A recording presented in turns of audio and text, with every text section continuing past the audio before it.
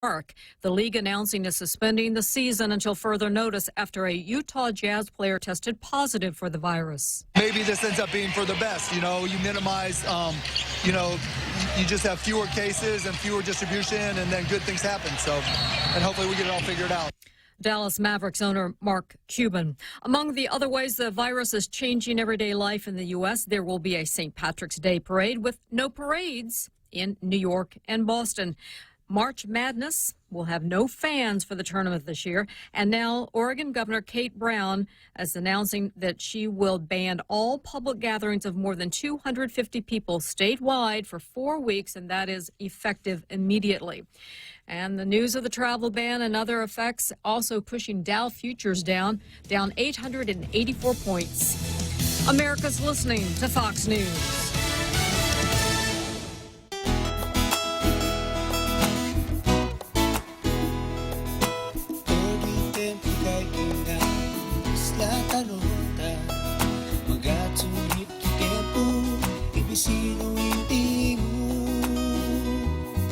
Masantik ang nabangku sa mega servisyo Bank Pacific Ihot terbangku ramas kami hari Viva Bank Pacific. Mezcla Chamorro Fusion Bistro in the Grand Plaza Hotel in Tumon is now introducing an at-table all-you-can-eat breakfast menu from 7 a.m. to 11 a.m. every Saturday and 7 a.m. to 2 p.m. every Sunday. Enjoy some quality time with your friends and family with some of your favorite local cuisine, from their waffle, hotcakes, and French toast station to their eggs and omelet station and a variety of scrumptious desserts. Weekends at Mezcla Bistro in the Grand Plaza Hotel just got hotter. New year, new menu. Call 969-2652 for reservations. Some restrictions apply.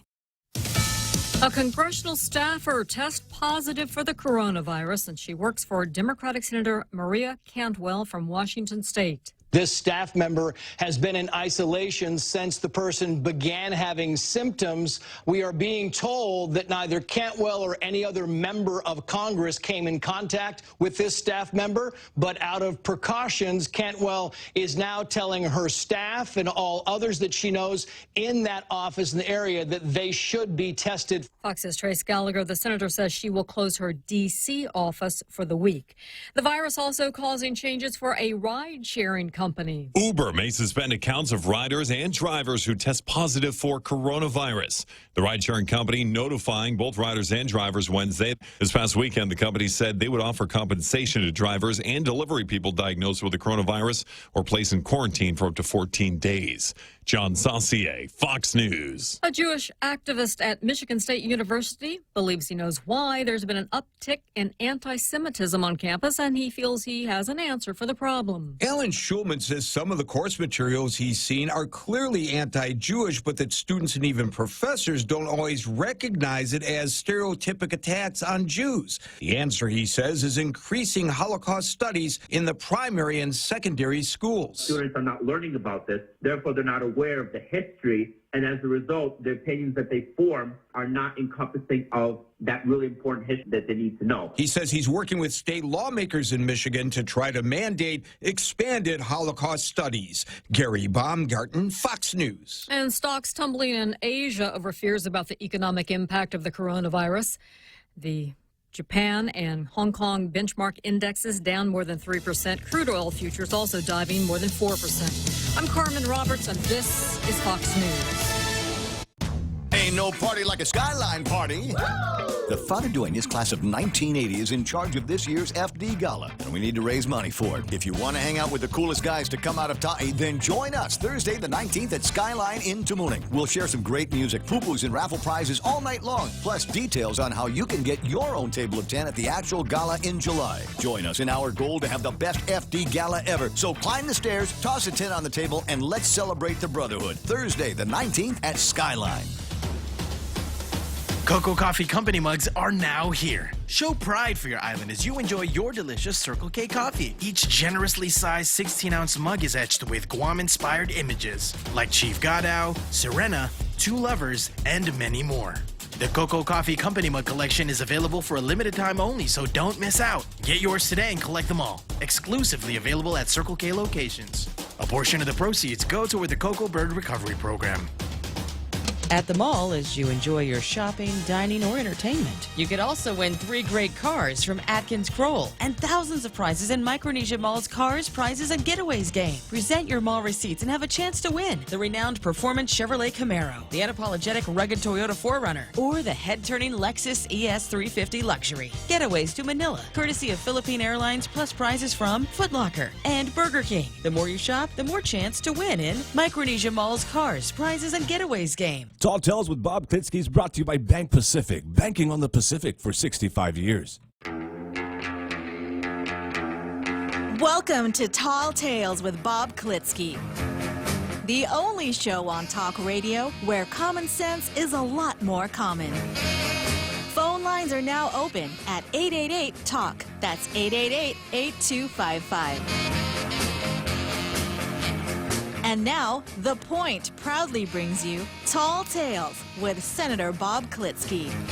A well-regulated militia being necessary to the security of a free state, the right of the people to keep and bear arms shall not be infringed. The opening phrase of every episode of Tall Tales, the Second Amendment to the United States Constitution, a document held in high regard around these parts. We start out that way every day, and from there we go to the portion of the show referred to as, seeing how quick on the draw the real Joe Cruz is today, Zemi Ikotny.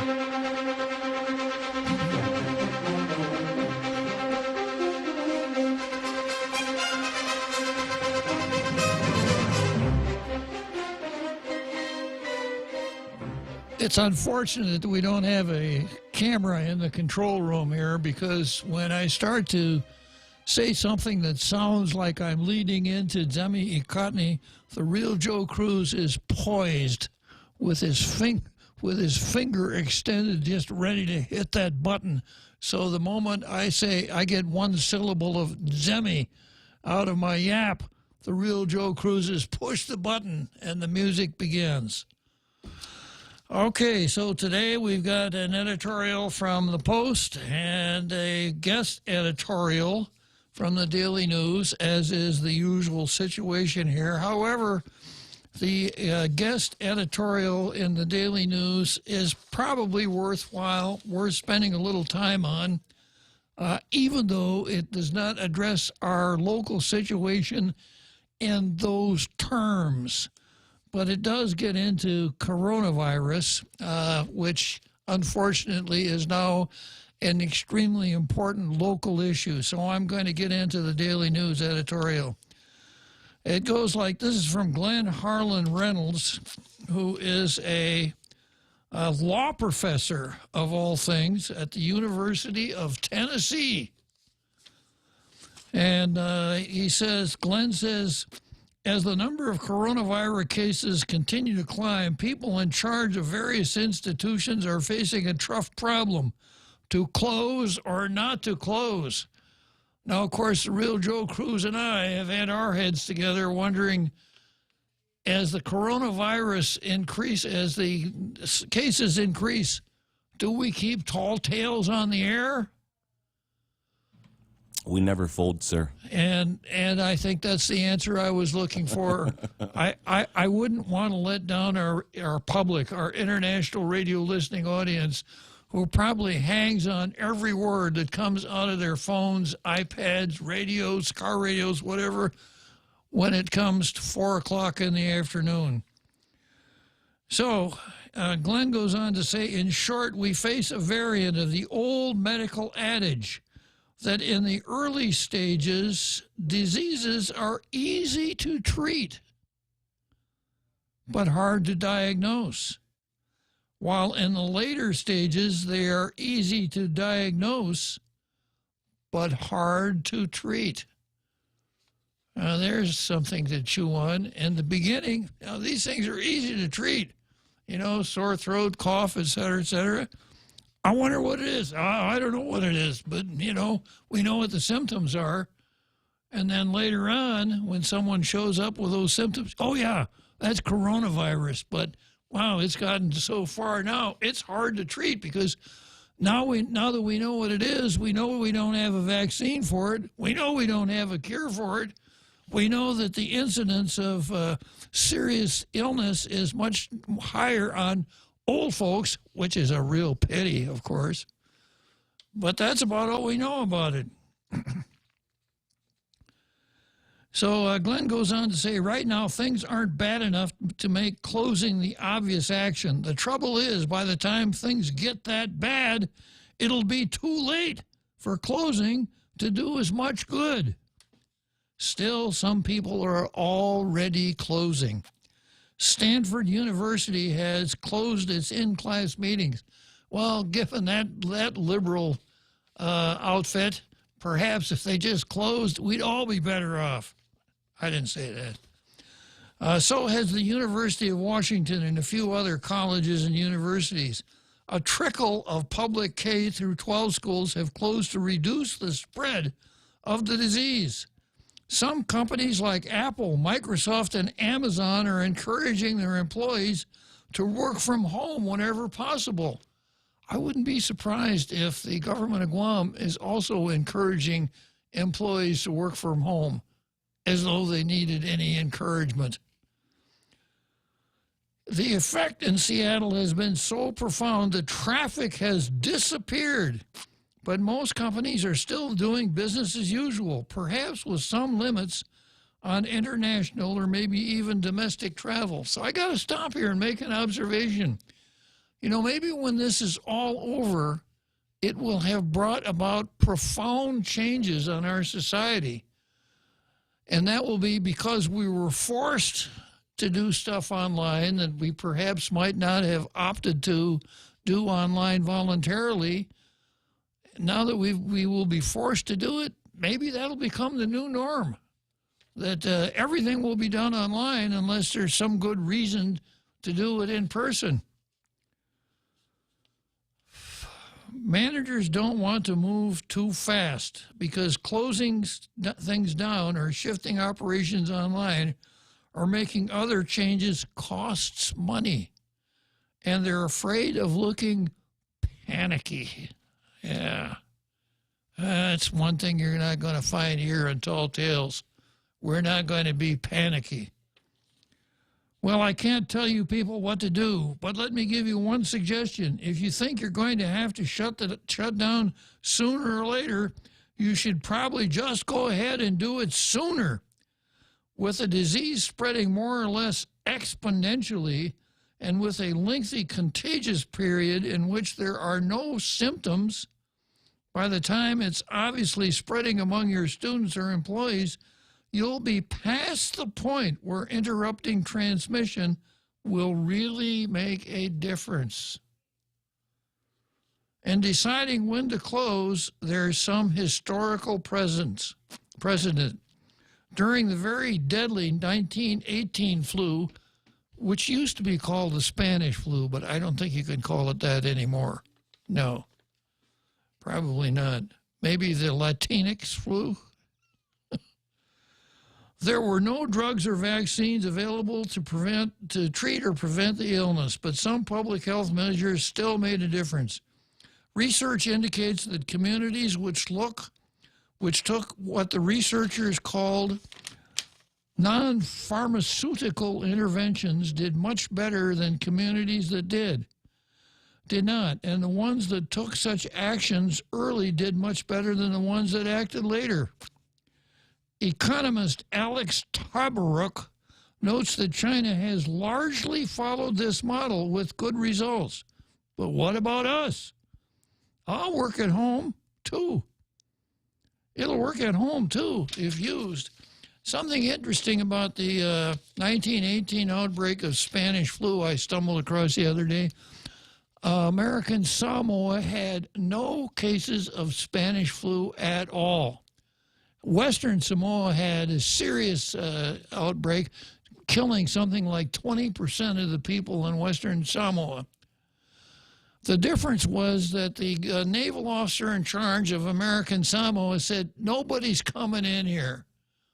They just completely shut the doors to American Samoa, which caused something of an international incident because the The Kiwis who were in charge of Western Samoa at that time took umbrage at the fact that they couldn't visit American Samoa, and American Samoa wouldn't help them with their outbreak of the Spanish flu.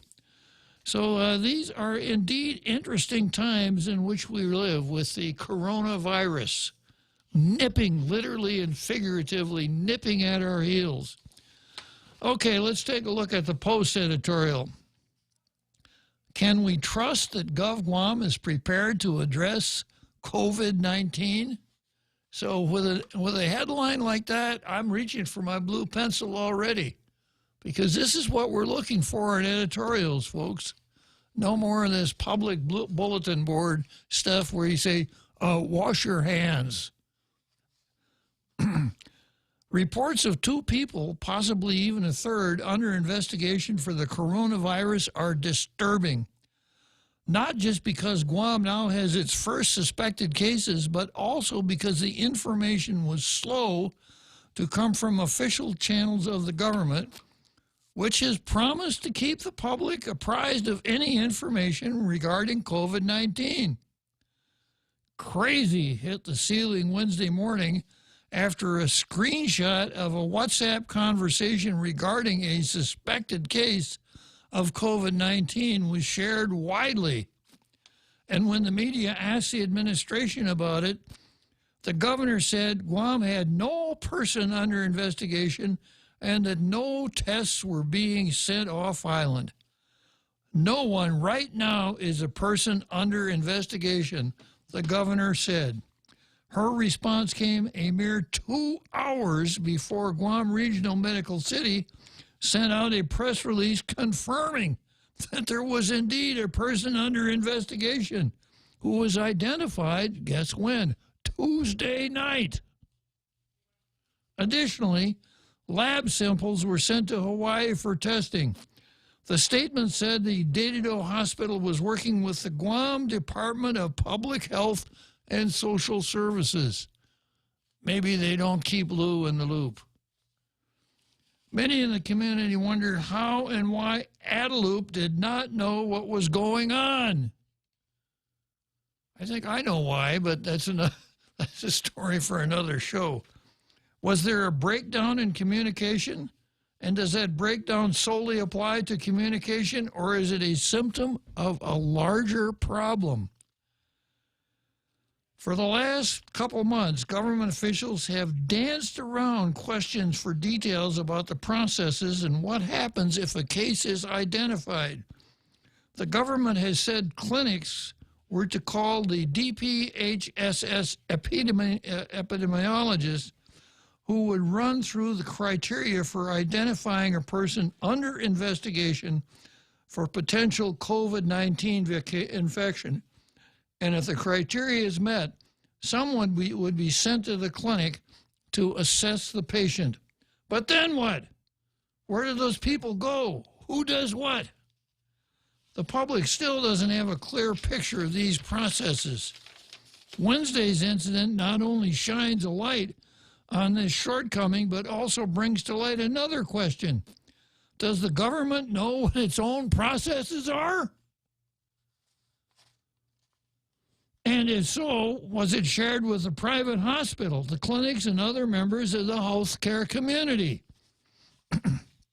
A source, here we go, a source within the medical community told the Guam Daily News, as you were the Guam Daily Post, that a clinic called Public Health to request a lab sample be taken from a patient who walked in concerned she had COVID-19.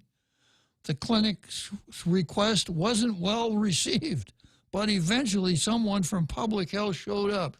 The request wasn't well received. Now, I wonder how that went. Well, what are you calling us for? Hello, this is Public Health.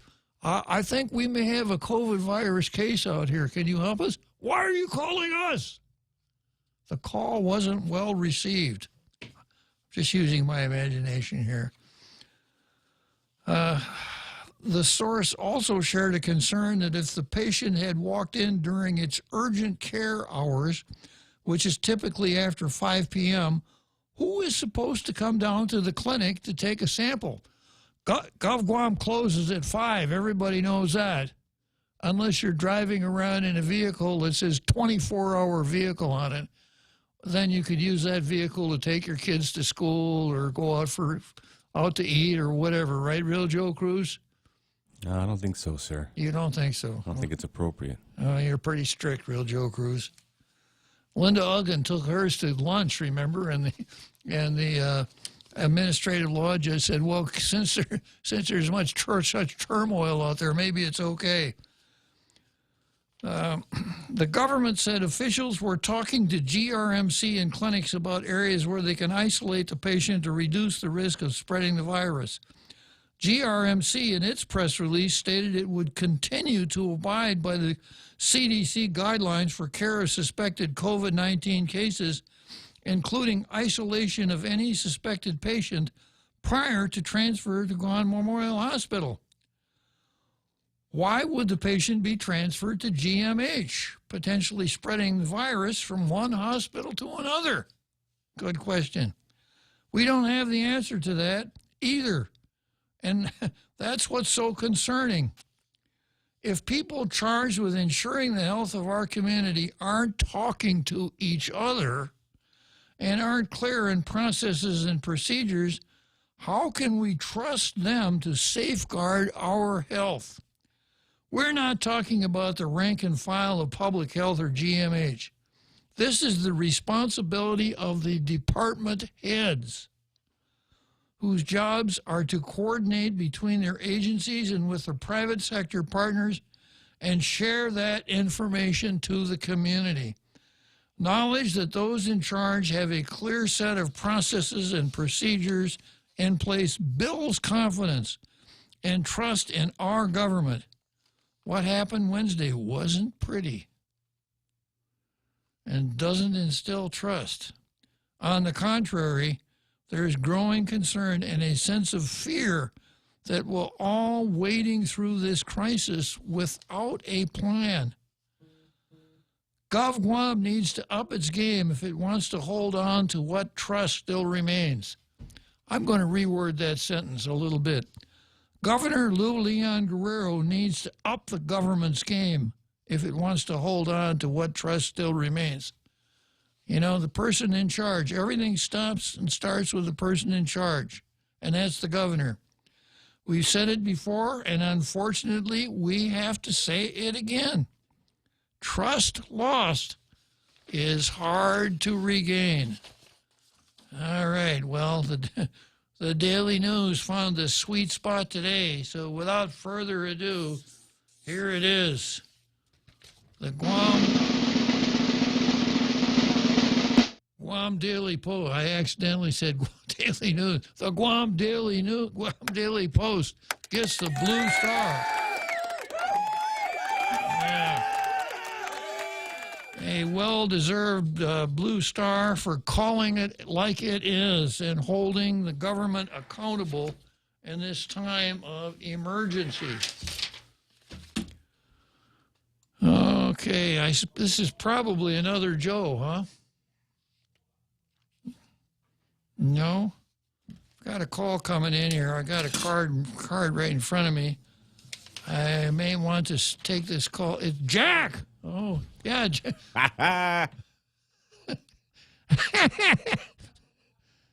Jack, you've been complaining about this since the very beginning. Oh, my gosh, Bob. You know, and it comes down that a whole country invented a virus just to get rid of you. And so I have to say that we're coming to your defense, my friend. Well, I appreciate it, Jack. And I got to say this. It's about time. Yeah, you know, you were in the short list for the the Medal of Freedom, the Freedom Medal of Honor, but they had to give it to Rush because unfortunately he had like a 1% more listenership than well, I acquiesced in that award to Rush because, you know, he's pretty sick with stage 4 cancer, and so I said I better just step aside and let Rush get it. I'll have another chance. He won't. Yeah.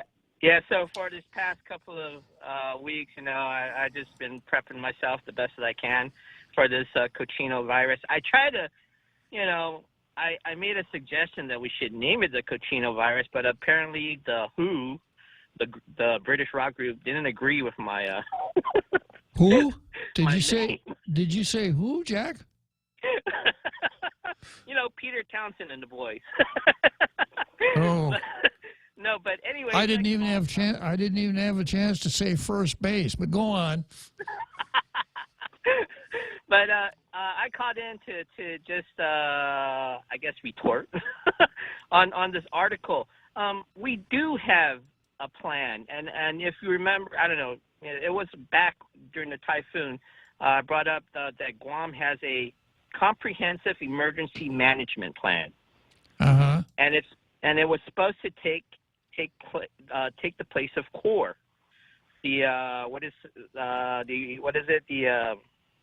CORE steps and the conditions of readiness. And the reason why we have a comprehensive emergency management plan is to deal with the logistics and the things that we need to get done on our island. So we do have a plan.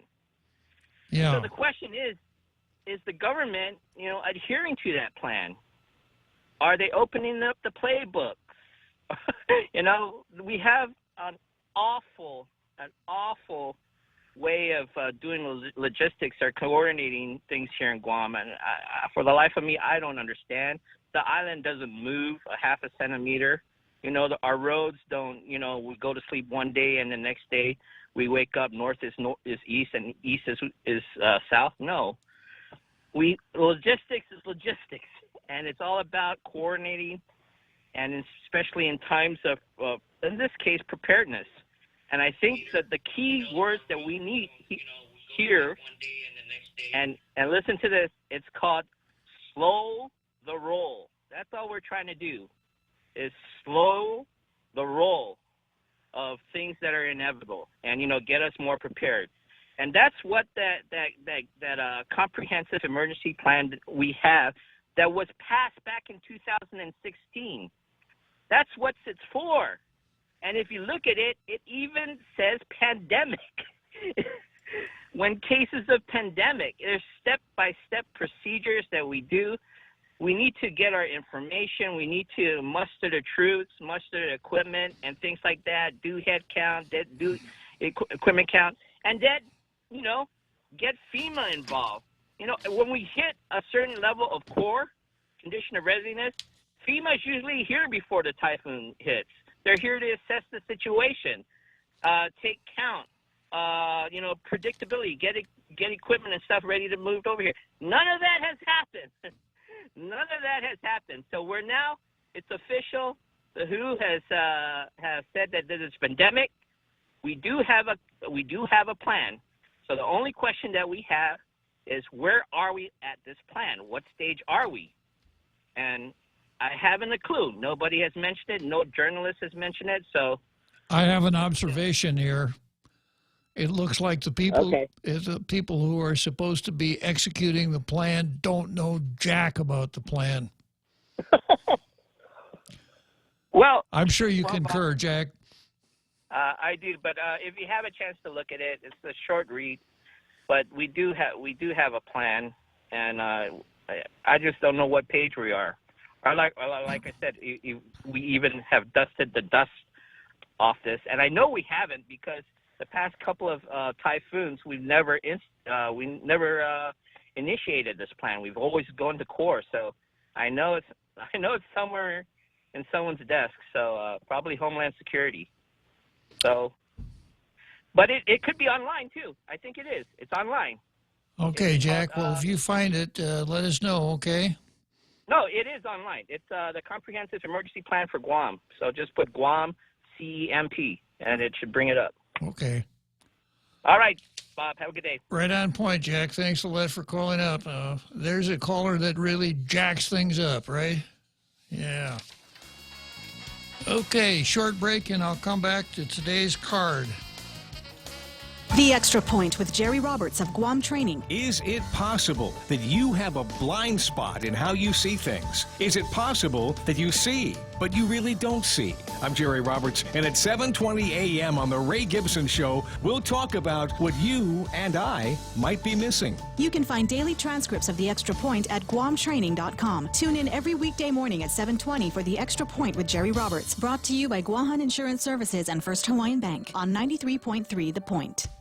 Family Finance has been serving the people of Guam since 1959, and they'll continue to be there for you in the years to come. Whether you're looking to get a personal loan for that summer vacation or paying off those long overdue bills, Family Finance has got you covered. Apply for a personal loan from $1,000 up to $3,600 by calling Family Finance in Agutya at 475-4545, Upper Tumon at 647-5626, or in Dededo, 633-4473. Family Finance, serving the people of Guam since 1959.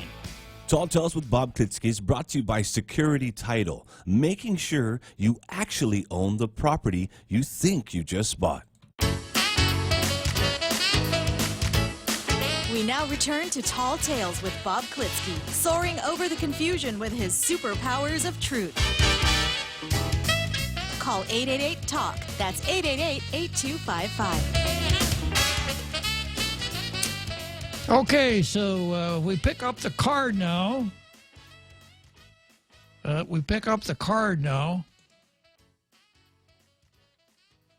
Real Joe Cruz card. Oh, very good. Very good, Real Joe Cruz. Apologies, sir. After that big buildup I gave you about being so quick on the draw.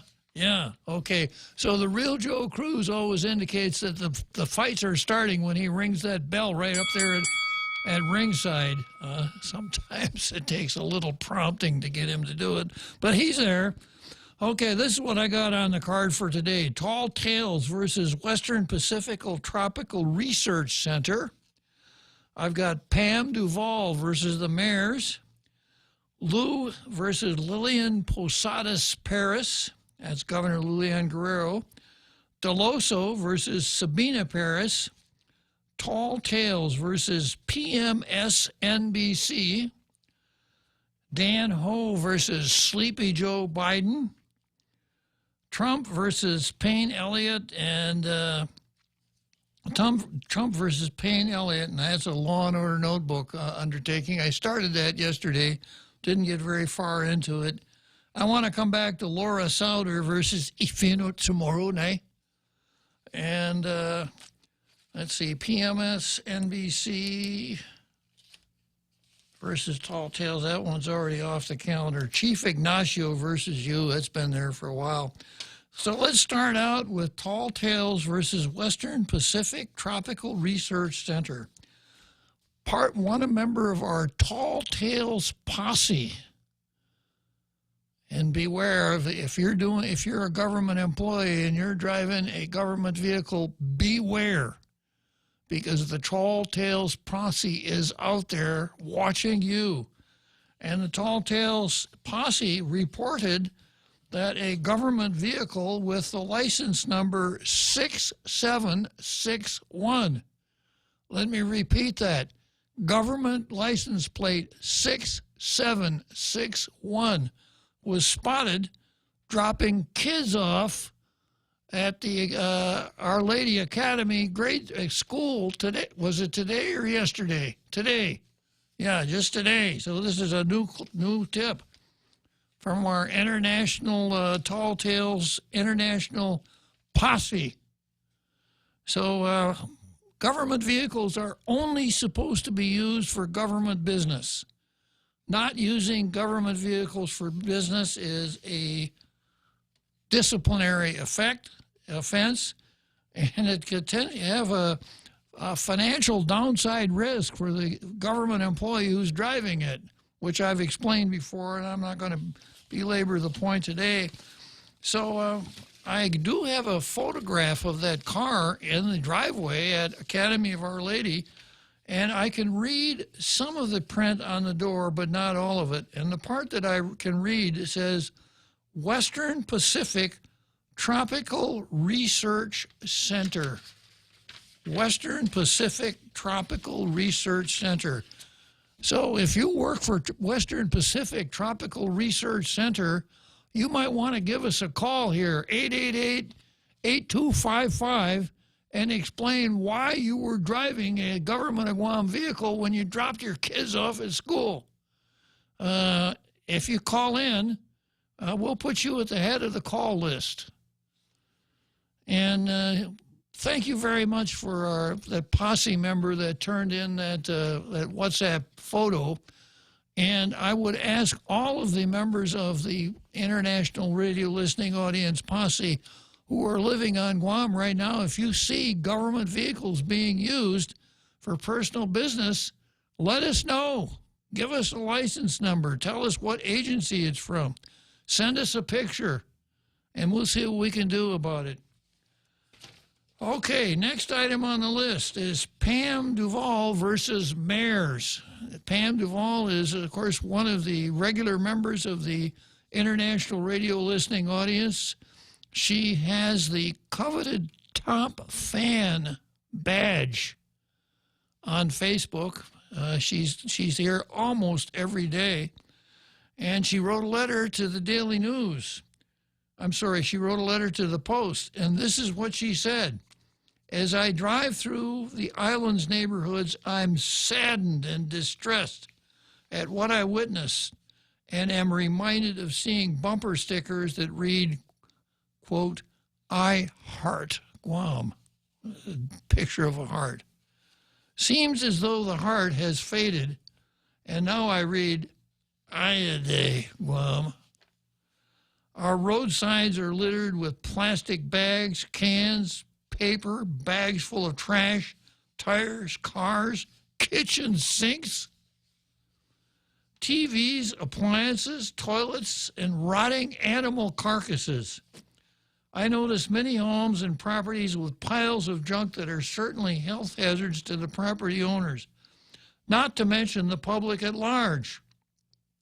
Why are these property owners allowed to stockpile such messes without any government agencies taking action that I'm certain laws and regulations provide for?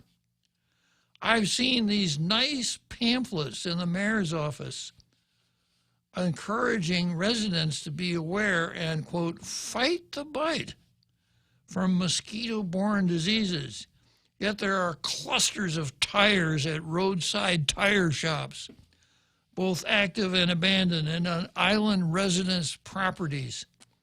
Add to that all the roadside trash, which surely is a source of attraction for mosquito larvae. Could it be that the village mayors are reluctant to issue signs, citations, and fines to their constituents because it would cost them votes during their elections? I'm going to read that sentence again. Could it be the village mayors are reluctant to issue citations and fines to their constituents because it would cost them votes during the election season? Pam, I think you hit the nail right on the head. When we finally had a mayor that issued a citation, it made the newspaper. It was such an unusual event that it was newsworthy. So far as we know, only one citation has ever been written.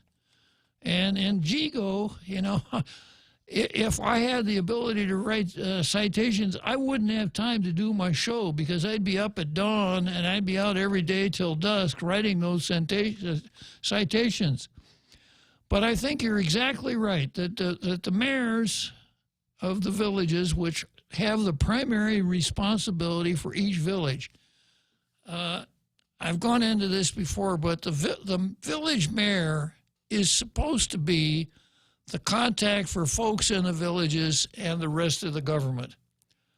The village mayor is not supposed to run the Department of Excuses like Louise Rivera, when we had one of our callers report yesterday that there's a really sad case of an abandoned vehicle in Tamuning, and he reported it to the mayor, and the mayor's response was, we don't have the funding to deal with that.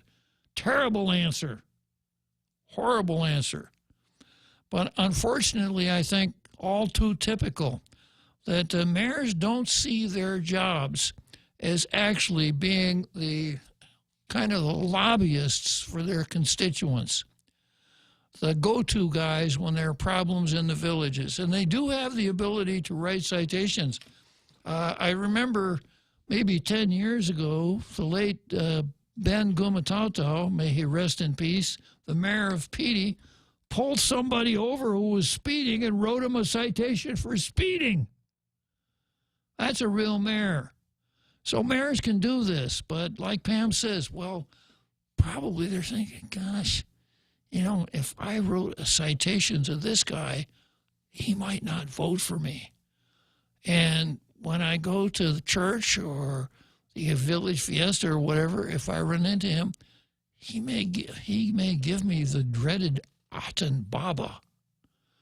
And he may whisper into the ears of his family and friends, and maybe they won't vote for me. So I'll just let it go, and I'll just let my village turn to junk.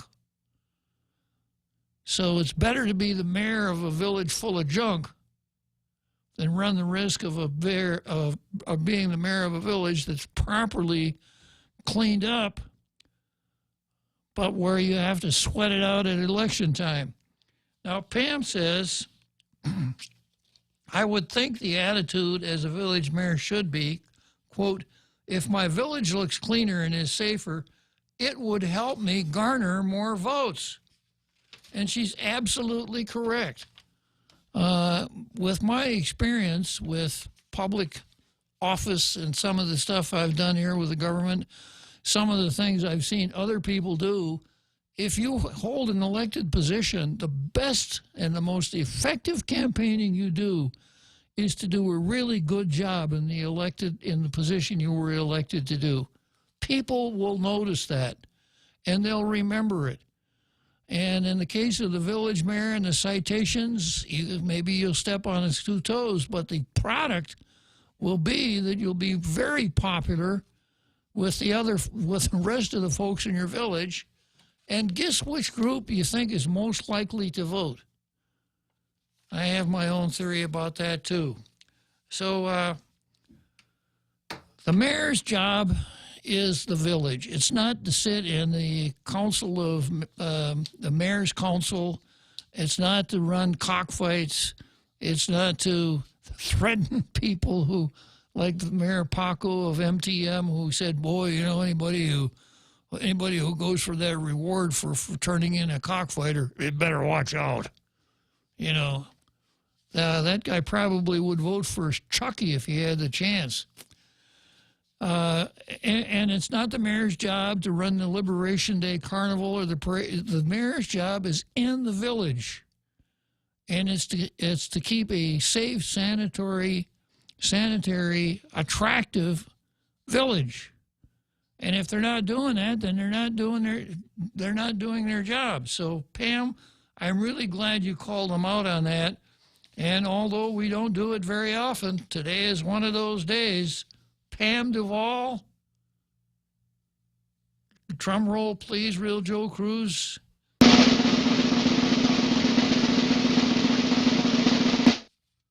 A blue star.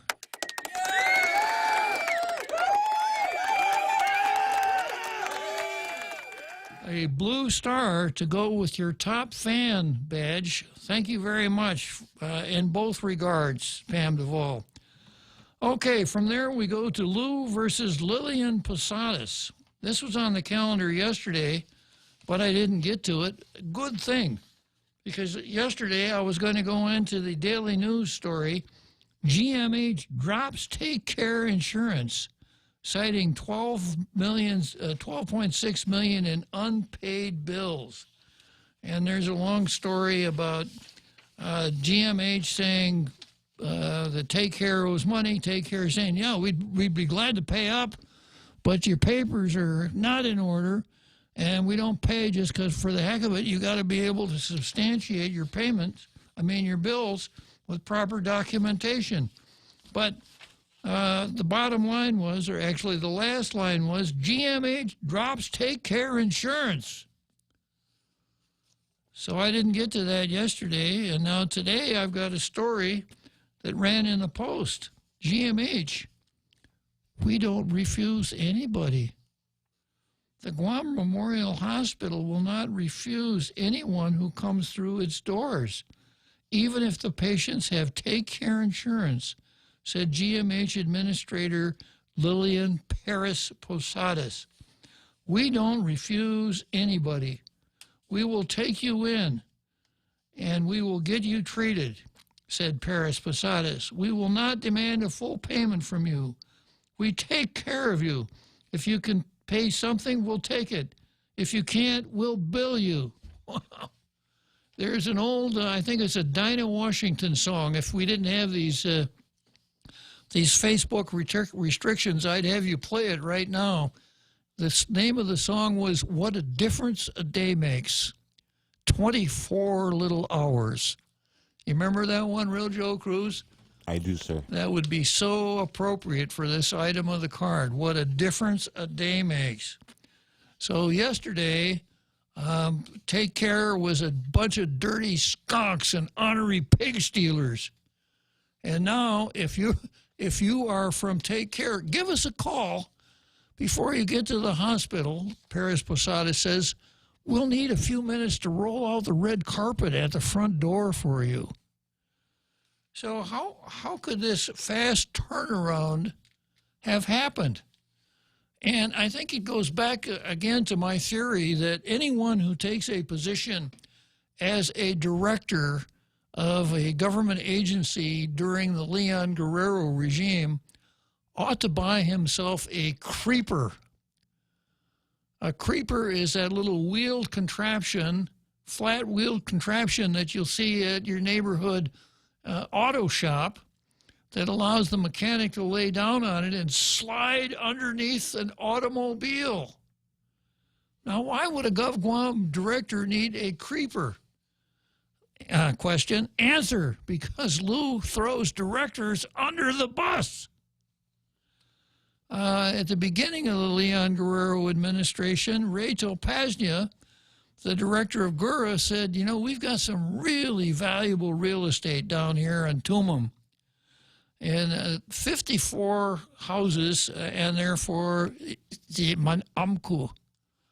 But we're really not accommodating very many people, and there are probably 3,000 or 4,000 people in that category. So Topaznia says we could sell or lease that property, and with the proceeds, we could build homes for old folks or housing for old folks that would hold hundreds of people. And it all sounded so reasonable to me until Lou went down to Sagan Tranquilidad. And a couple of the old folks cried on her shoulder, and she was right up to it. She said, no one's going to make you move out of your house. Very, very nice. So if I were an old, wait a minute, I am an old, I'm good. I am old, but I don't live at Goma Tranquilidad. But if I did, I'd want to stay there too. I mean, such a deal, a house right down there in Tuman, the best location in the island. Why would anybody want to move out of there if he could? And of course, the rent is very cheap. But the government is supposed to take into consideration the welfare of more than the 54 fortunate people that happen to live in those houses. And that's what Topaznia was trying to do, and I applauded him for it. But, Lou went down there and pandered to the old folks, pandered to the folks living down there, and grabbed Ray Topaznia by the seat of the pants and the stacking swivel and tossed him right under the bus. After that, Janella, I'm searching my memory for what it was that Janella said, and I can't remember what it was that she said. But the day after she said it, she came on the air and she said, I apologize for what I said yesterday. That was wrong, and I apologize to the governor and everybody else for making that statement because it was just wrong. Okay, then we have, we got a break coming up here, and then I'll talk a little bit more about who we're going to throw under the bus next. If you own a Toyota, please listen to this. It could help you avoid injury. maybe save your life. The Takata airbags installed in certain Toyotas can explode and shoot out sharp metal fragments at people inside the vehicle. You don't need to be in a collision. They could explode any time. In the U.S., these airbags have caused 26 deaths. There's been a worldwide recall of Takata airbags, and most have had the faulty parts replaced. But here in Guam, there are still over 3,000 Toyotas on the road with potentially lethal airbags, and yours could be one of them. So please, take your Toyota to Atkins Kroll, even if you didn't buy it from us, and get the inflator replaced. It costs you nothing, it takes just about an hour, and it could save a life, yours or someone you love. The AK song says we're here for life. That's never been more true. And Atkins Kroll, we're here for life. Mezcla Chamorro Fusion Bistro in the Grand Plaza Hotel in Tumon is stirring up some of your favorite drinks all night long. Come down on Wednesday and Friday nights from 5:30 to 10 p.m. Indulge in some of your favorite local cuisine and pair it with your favorite drink. From our ice-cold beers, our finest selection of wines and liquors, to our top-notch cocktail specials, your friends at Mezcla Bistro Tumon are ready to serve you. Why limit happy to only an hour? The Mezcla family reminds everyone to drink responsibly. See you on Wednesday and Friday night. Tall Tales with Bob Klitzkie is brought to you by Bank Pacific, banking on the Pacific for 65 years.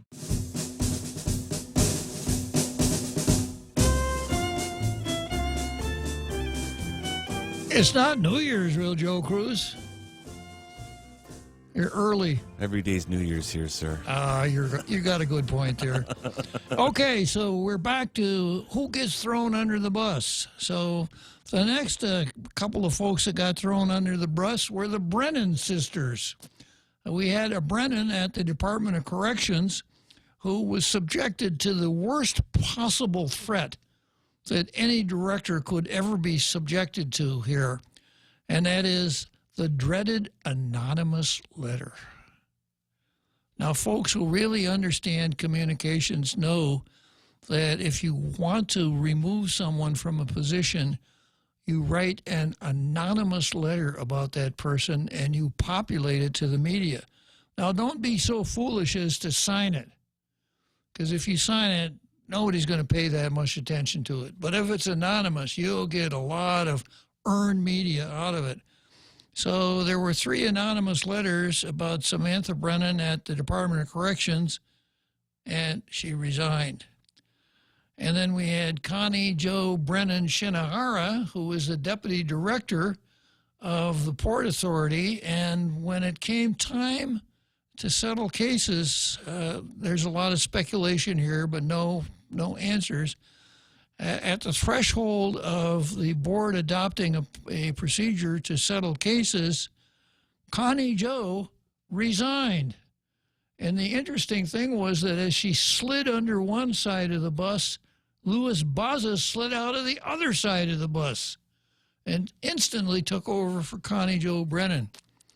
Then we had back to the Department of Corrections. You know, after after Samantha Brennan left, it looked like corrections was really in bad shape. And, you know, the Leon Guerrero bench is pretty thin. When you look out at the bullpen there out in center field, when the Leon Guerrero team's on the field, about all you find out there are a couple of groundskeepers and somebody on waivers from a AAA baseball team. So notwithstanding that, Lou was able to talk a top-notch relief pitcher to go in and take over the Department of Corrections. Frank Ishizaki stepped forward. And, you know, there was optimism. People thought, he knows what he's doing. He's been director before. He'll take care of things. He was there for like about a month, and he said, conditions at the detention facility are inhumane. He was quoted in the newspaper. The federal public defender incorporated that allegation into a motion that he brought before the district court. And not long after that, Frank was gone. Now, I speculated it could have been, I don't know why he left, but it could have been one of 2 reasons, or maybe more. One reason, Frank said to Lou, if you want me to run this place, you got to give me the resources that I need to run it. Lou said, you got what you're going to get. Frank said, okay, adios, I'm out of here. Or the other was, Frank, we didn't make you director of corrections so you could go around bad-mouthing this administration by saying that conditions at the detention facility are inhumane. You see that bus over there? Have you ever played baseball? Pretend that you just stole second. Slide under that bus. So, given that history of throwing people under the bus, and then the marked contrast between GMH drops K-Care insurance, citing $12.6 million in unpaid bills yesterday, with we don't refuse anybody today. Lillian Paris saying, we don't refuse anybody. We will take you in and we'll get you treated, etc. Was this another one where, you know, on the one hand, the governor and staff meeting saying, GMH, you got to collect money. You know, we can't, our hospital is not a charitable institution. People that don't pay their bills, cut them off. And Lillian Paris Posadas does, and gets a story in the paper that people are not going to be treated at the only public hospital on the island, and they're insured by an insurance company that doesn't have coverage at GM Guam Regional Medical Center. Lou's thinking, wow, it looks like we're denying medical care to a large chunk of people here. We can't do this. Get Lillian Posadas on the phone for me. Hello, Lillian? What is going on out there? I want you to fix that statement. I want you to take that back right away. What's that? Yes, right now. I don't know if that's what happened or not, but it's certainly logical. Otherwise, I got to ask, I think Dinah Washington has passed away. Was it Dinah Washington or Sarah Vaughan? Maybe Sarah. I'm not sure, sir. Maybe Sarah Vaughan. What a difference a day makes. Yeah, if I forgot my phone today, or I'd look it up. Yeah, anyhow, it would be a very appropriate piece of music. Okay, next on the agenda, we have Deloso. Let me see what Mr. Deloso's name is here. First name is Jonathan Deloso. Jonathan Deloso versus Sabina Paris. Dinah Washington, sir. Dinah Washington. You are correct. Uh-huh. Yeah, nothing unusual about that, real Joe Cruz. Especially when it comes to 50-year-old music, right? Yes, sir. Yeah, I'm right with the times. Okay, so lawmakers vote to ban scuba fishing. Fishing using scuba gear are important. Fishermen using scuba gear are important because they provide most of the locally caught fish for sale to Guam residents, according to fishermen who protested Wednesday morning in front of the Guam Congress building.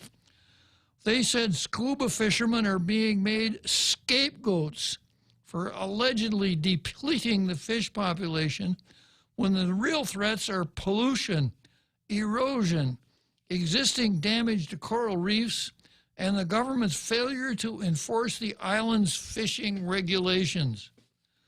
As the small group of protesters gathered with signs near a parked boat owned by fisherman Jonathan Deloso, so there was a picture in the paper of this boat parked in front of the legislature with signs on it. I guess they borrowed lobbying techniques from the Guam Memorial Hospital, who you will recall caused a hearse to be parked out in front of the hospital at one time.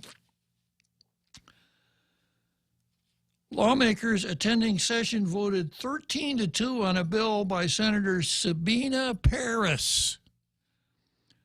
Sabina Paris distinguished herself here on Tall Tales by introducing a bill that would criminalize bestiality. A bill by Senator Sabina Paris to ban scuba fishing in Guam's waters. Paris, a Democrat. Okay, well, let's break for the big halftime show, and then we're going to come back to the west side of the island, and we're going to do a little fishing. Calls for 12 weeks of paid family and medical leave. Fox's Sean Langell. Stock futures plunging this morning on news of the travel restrictions and that the WHO declared the virus a pandemic. We have stock futures down 1,030 points for the Dow at this hour. And that means suggesting that there will be a major sell-off when the market opens Thursday.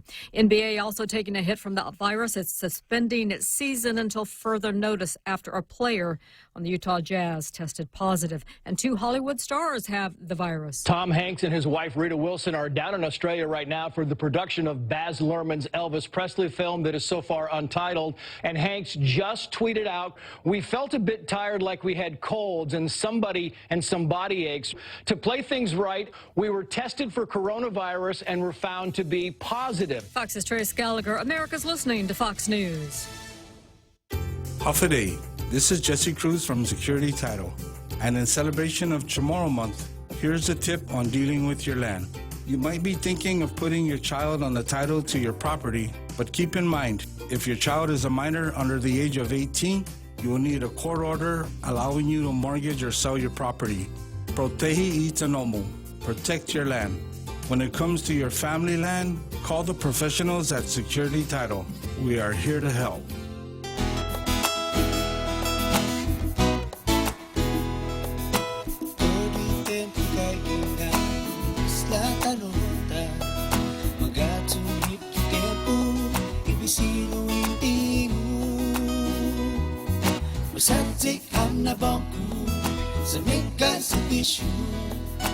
Bank Pacific, otro banco ramas a mi hali. Viva Bank Pacific.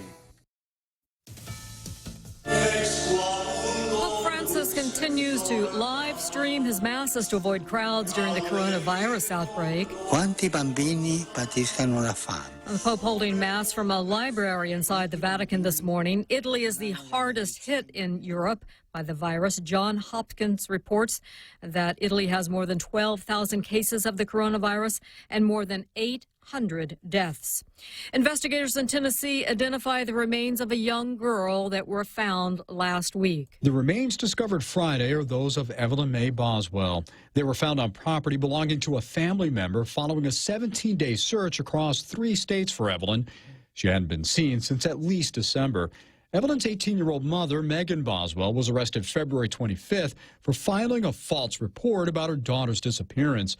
Boswell had said the toddler was with her father, then claimed she was with her grandmother. But detectives say both stories are false. Tom Rigotti, Fox News. The fast-changing retail world claims another brick-and-mortar victim. As more shoppers shift to online spending, Modell Sporting Goods, a century-old family-owned chain, has filed for Chapter 11 bankruptcy. It will be closing its remaining 100-plus stores. Its CEO, Mitchell Modell, says the move is a result of a challenging retail environment.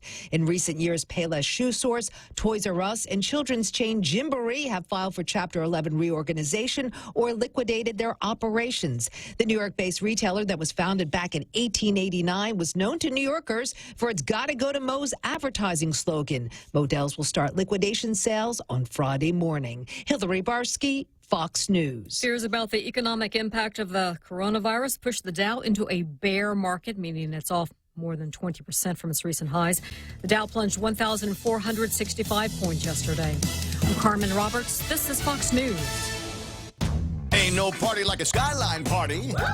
The Father Dueñas class of 1980 is in charge of this year's FD Gala, and we need to raise money for it. If you want to hang out with the coolest guys to come out of Ta'i, then join us Thursday the 19th at Skyline in Tamuning. We'll share some great music, poo-poos, and raffle prizes all night long, plus details on how you can get your own table of 10 at the actual gala in July. Join us in our goal to have the best FD Gala ever. So climb the stairs, toss a 10 on the table, and let's celebrate the brotherhood. Thursday the 19th at Skyline. Mescla Chamorro Fusion Bistro in the Grand Plaza Hotel in Tumon is now introducing an at-table all-you-can-eat breakfast menu. From 7 a.m. to 11 a.m. every Saturday and 7 a.m. to 2 p.m. every Sunday, enjoy some quality time with your friends and family with some of your favorite local cuisine. From their waffle, hotcakes, and French toast station to their eggs and omelet station and a variety of scrumptious desserts. Weekends at Mescla Bistro and the Grand Plaza Hotel just got hotter. New year, new menu. Call 969-2652 for reservations. Some restrictions apply. Cocoa Coffee Company is now available at Circle K.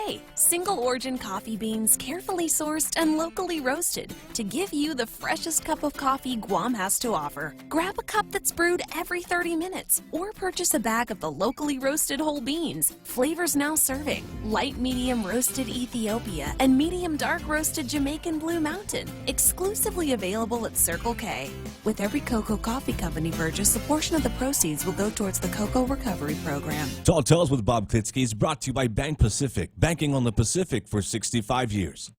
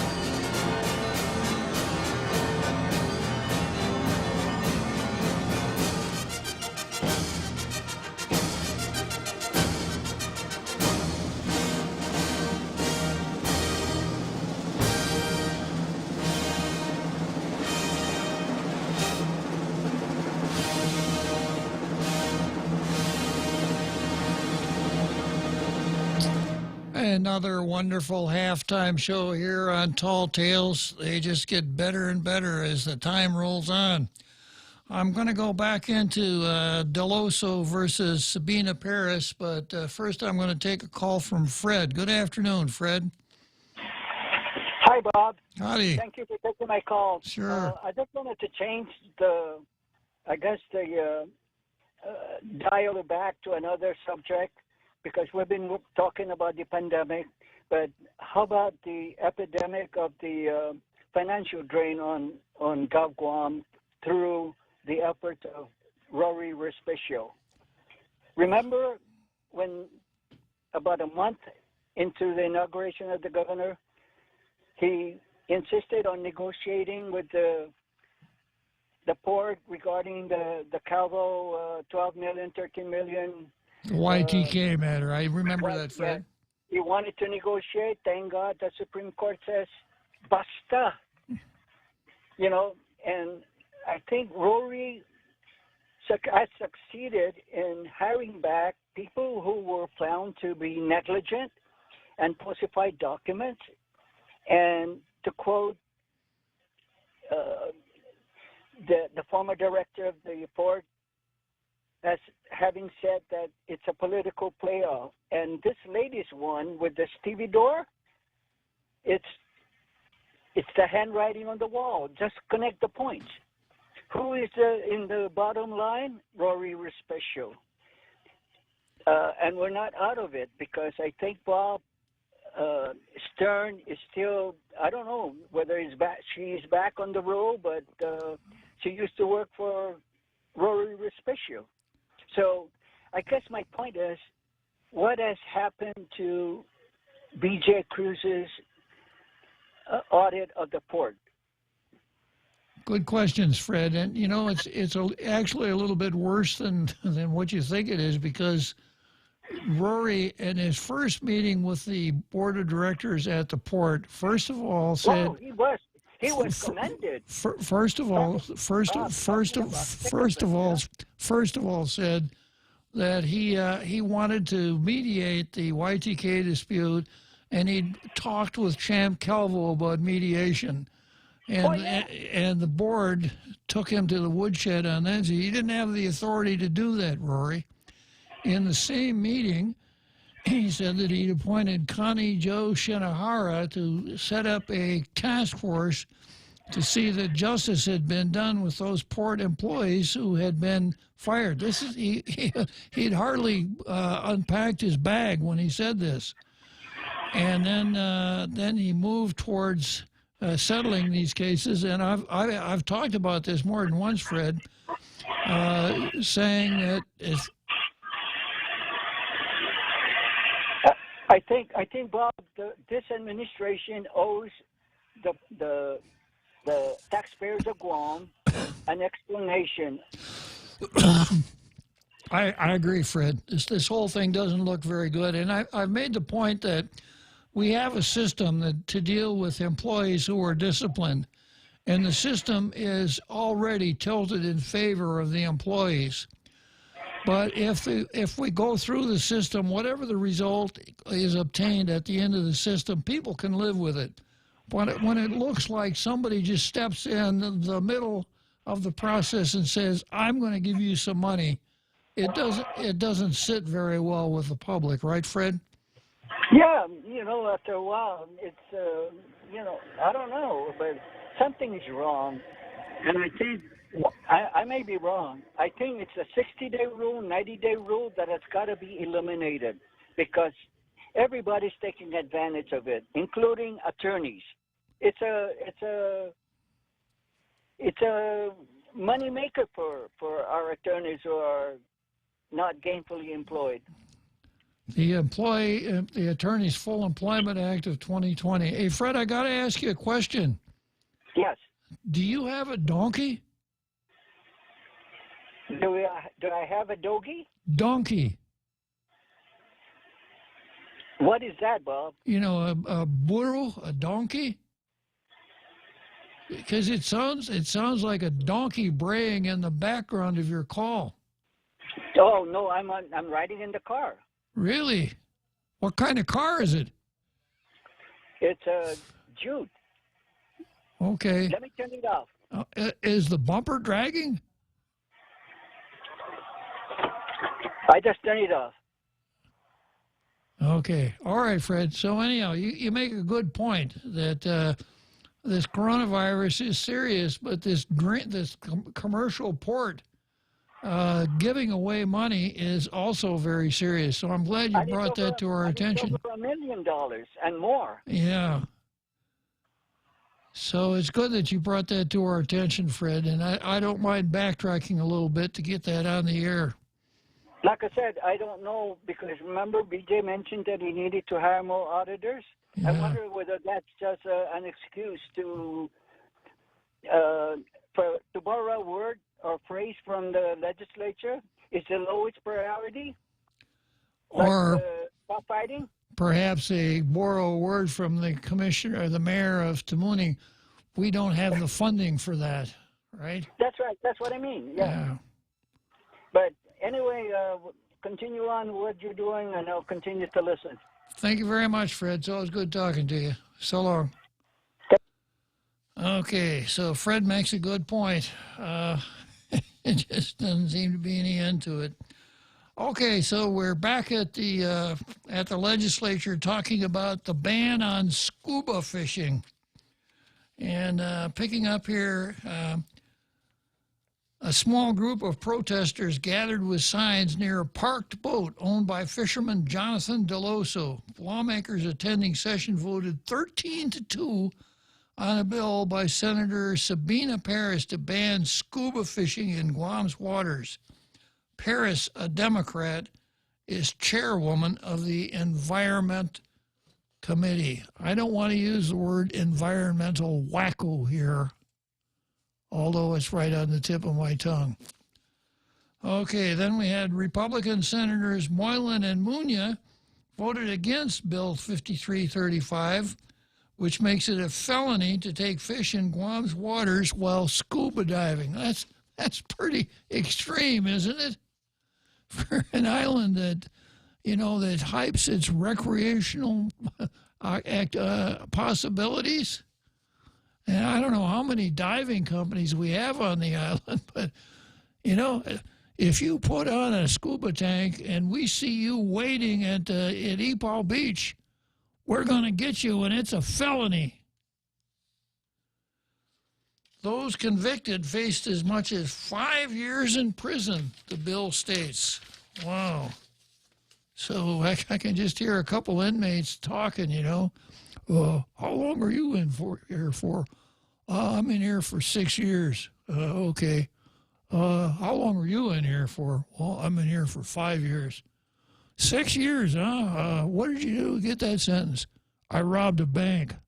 How about you? How did you get your 5-year sentence? I had scuba gear on when I was in the water.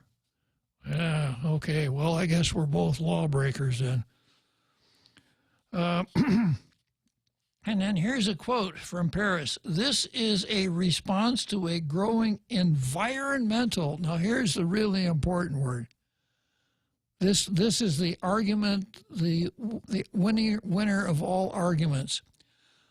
This is what Paris said. This is a response to a growing environmental and cultural threat. That's it. It's over. Sorry, Jonathan. Once the word culture is thrown out on the table, you know, the word, if you're playing poker, the word culture beats a royal flush or 4 or 5 aces. You can't beat it. That's what Paris said. She noted the same ban has been adopted in 63 other nations or jurisdictions, including the Commonwealth of the Northern Mariana Islands. So if it's adopted in Northern Mariana Islands, it's got to be good. Well, let me find out. Let me go to the expert here. Another Joe, are you a scuba fisherman? Hello? Are you a non-scuba fisherman? There you go, lower the radio here, Uncle Bob. Are you here? Yeah, no, I'm here. Yeah. I wanted to know if you're a fisherman. I have many relatives who are fishermen. Uh-huh. Of different sorts. And this is not the first issue, Uncle Bob, that's really irritating. On the federal level, there was the deep sea fishing, and that they're tied together with the fishermen's co-op. And so the fishermen are basically saying, hey, you're encroaching on our ability to do fishing activities. So these are local fishermen. If that's not cultural, I don't know what is. But hold on. So when a local fisherman, when somebody who fishes is local, that's cultural? I don't know who else will make it cultural. Come on. I used to know what the word cultural meant, but I'm not so sure anymore. Well, so the issue, Kebab, is you got different competing groups that are pointing fingers at each other for overfishing. Uh-huh. And so the real issue is regulating and monitoring exactly who is overfishing and you know, fact checking here and holding them responsible. Being I don't know, reasonable. Also, they could follow some of the ideas and examples of Hawaii, where they have it seasonal, but I get the impression that the news and the post they're giving possibly not an accurate impression of what's going on. But what definitely is not going on is they're not identifying exactly who is to blame for the overfishing, and they really should, because part of it is it gets to be the Truckee fishermen versus the Chamorro fishermen. And but you also have to tie in locals who are commercially involved. So how do you be fair? I don't know how you can be fair with that, Uncle Bob. Well, because, apparently Sabina Paris thinks that the way that you could be fair in dealing with overfishing is have a conclusive presumption that anyone who uses scuba gear is overfishing. Scuba gear equals overfishing, and you know, I haven't gone fishing here for a long time, and I was never very good at it. But I can remember fishing back in the States, and the way that the protections against overfishing, there were a couple of different laws. One, if the fish was too small, you had to toss him back in the lake. And two, there were limits. You know, certain kinds of fish you could catch 5 or 10 and no more than that. And there were game wardens. And if a game warden caught you with a fish that was too small, or if you had too many fish, he would write you up a ticket and you'd wind up in court and you'd pay a fine for it. That's how you handle overfishing. But I don't, Joe. I'm the host here. I shouldn't have to fight to get the floor, okay? Oh, sorry. I don't remember anybody ever being given a ticket by a game warden because he was scuba fishing. That was something I never heard of. I would think that if you catch fish that are too small or if you catch too many, it wouldn't matter how you caught them. If you're really interested in overfishing, the penalty would be the same, right? It sounds like a good plan of kebab as a starting point. They definitely should have like public forums and fine tune that as you say instead of taking the this it's like okay we're going to you're all bad boys you're all going to the corner or you're all going to detention. I think that there needs to be a better approach to that kebab. Okay, thanks for your time. Okay, well, anyhow, Joe, another Joe, it just seems to me that there has to be something, a better, if overfishing is the problem, there has to be a better way of dealing with it than just saying, well, if you use, then the next thing would be, well, if you use a Fluger rod and reel, you can't use that kind of rod and reel, or you can't use this kind of bait or whatever. It just, I'll admit that I don't really understand it, and perhaps another Joe has put his finger on it, that the newspaper story isn't that clear. But what it looks like to me is that Sabina Paris has said that we have a problem, and the problem is people who use scuba gear. So the answer to the problem is you can't use scuba gear. So if scuba fishing is a crime, then what about the guy who just wants to put on scuba gear and go out way out at the edge of the reef and just coast along and look? Okay, anyhow, back to the story here. This is a response to a growing environmental and cultural threat. Cultural threat. Said Paris, who noticed that the same ban has been adopted in 63 other nations or jurisdictions, including the Commonwealth and Northern Marianas. The passing of Bill 53-35 is a first step in protecting and rebuilding our coral reefs, improving the safety for all fishermen, and preserving our ocean food source for our people. And our future generations to come, our people, right? So reading this, then, I'm left with the opinion that using scuba gear tears up the reefs. Now, I would think that it wouldn't, as long as you're swimming, it wouldn't matter how you're dressed while you're swimming. Stomping around on the reef in lumberjack boots might destroy the reef. Okay, then we go to Deloso. Deloso, who takes scuba fishermen out on his boat several times a week to catch fish for his Machalik fish market in Agate, said the issue is not over.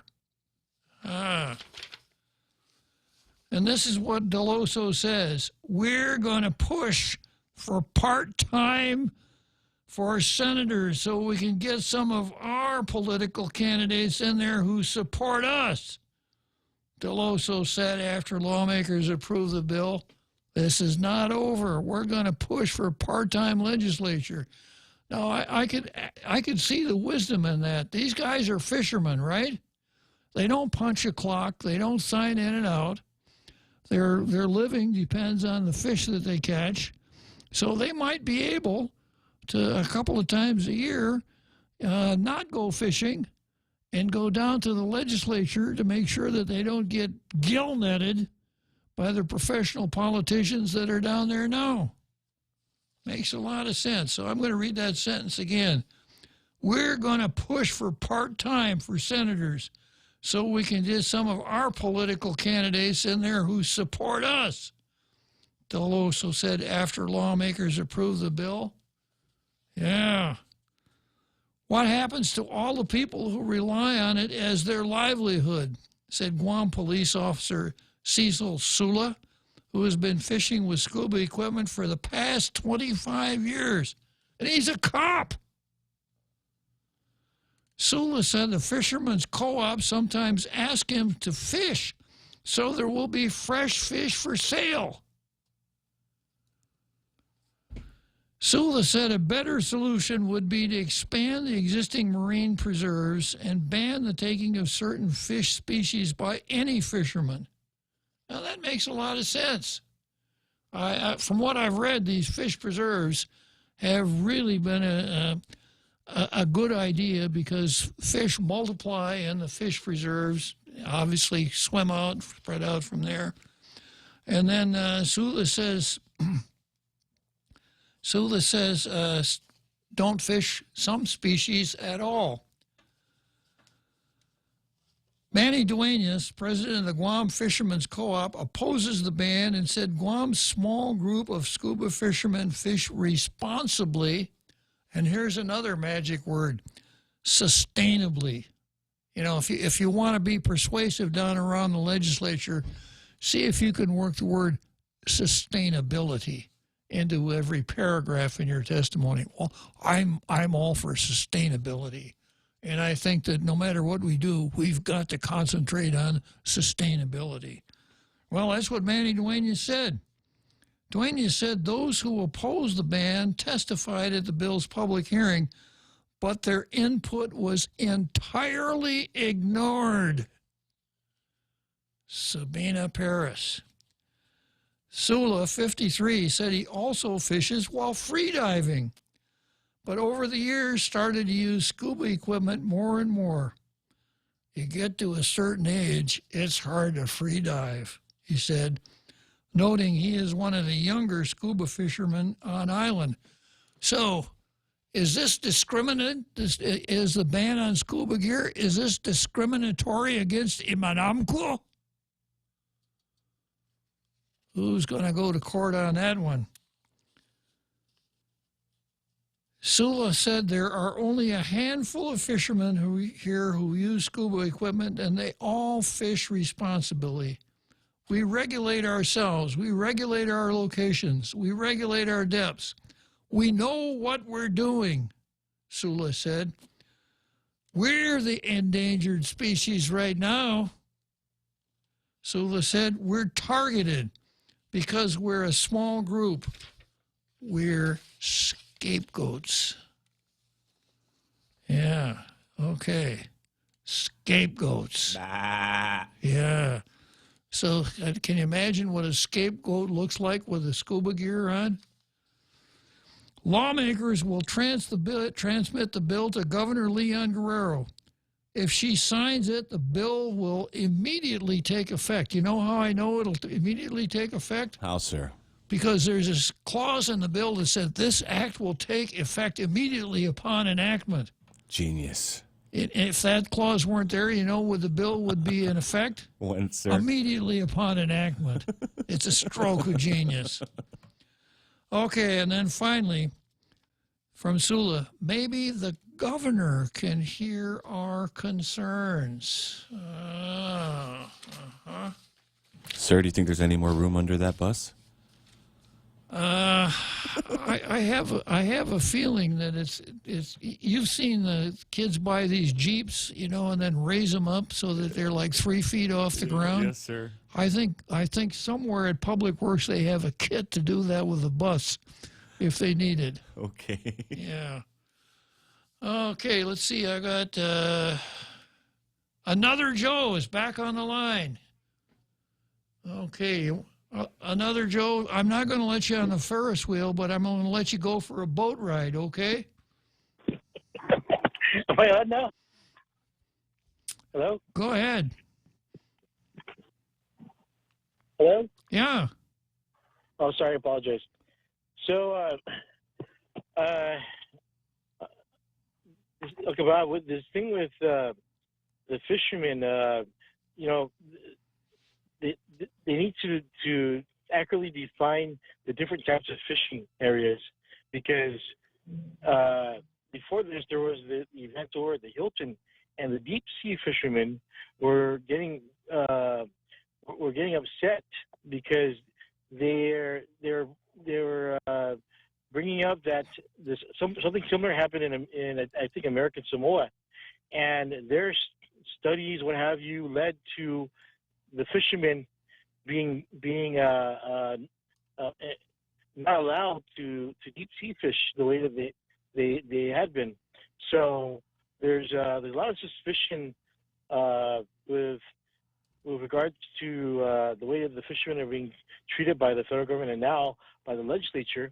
The thing with the experts, so to speak, at I guess Aquatics and Wildlife, and I'm not sure what the other agencies are.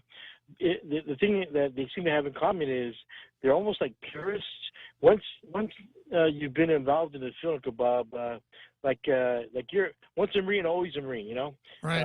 Some are fine. Once you're involved in this conservation movements, you know, you start pressing for the extreme in that direction. Like, oh man, we should, you know, save everything, save the whale, save the, don't hurt a fly. Depending on what the issue is. I think I know the word, real Joe. I mean, another Joe. I think the word is environmental wacko. I try to be more respectful. Just me personally, I say environmental. Maybe kind of extreme. Not.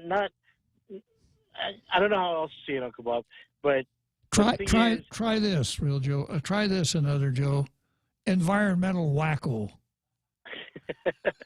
Well, here's the thing, Uncle Bob. Yeah. There needs to be regulation, but there also needs to be compromise. And the people who have been doing this for decades, they are some of them are men, Uncle Bob, with the deep sea fishermen, and they don't usually pay attention until they specifically have been brought up. But the people who are aware of all these issues are like the Fishermen's Co-op.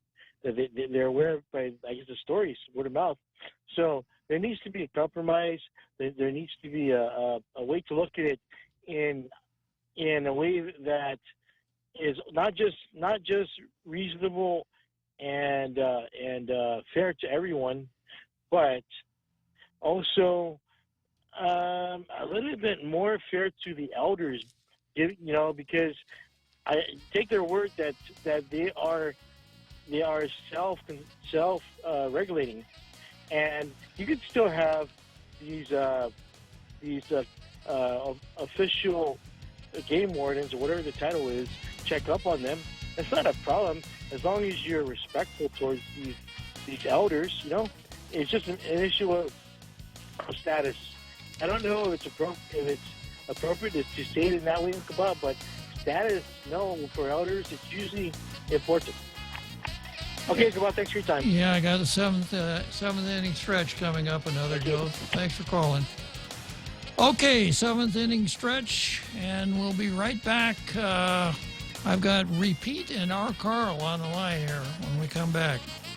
The Extra Point with Jerry Roberts of Guam Training. Is it possible that you have a blind spot in how you see things? Is it possible that you see, but you really don't see? I'm Jerry Roberts, and at 7:20 a.m. on The Ray Gibson Show, we'll talk about what you and I might be missing. You can find daily transcripts of The Extra Point at GuamTraining.com. Tune in every weekday morning at 7:20 for The Extra Point with Jerry Roberts. Brought to you by Guahan Insurance Services and First Hawaiian Bank on 93.3 The Point. If you've ever struggled for breath, you know what a scary experience it is. Whether you have asthma, emphysema, COPD, lung cancer, or another respiratory illness, the right medical treatment makes all the difference.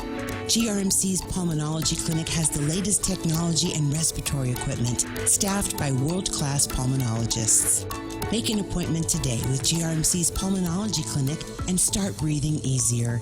GRMC, where patients are partners. Tall Tales with Bob Klitzkie is brought to you by Mezcla. Mezcla has all your favorites this Lent season. Try their fish tacos, crispy fish burger, spicy garlic butter shrimp, or lobster pasta at a great price. Available daily for lunch and dinner. Visit Mezcla in Agotna and now in Tumon at the Grand Plaza Hotel. For reservations, please call 969-2652.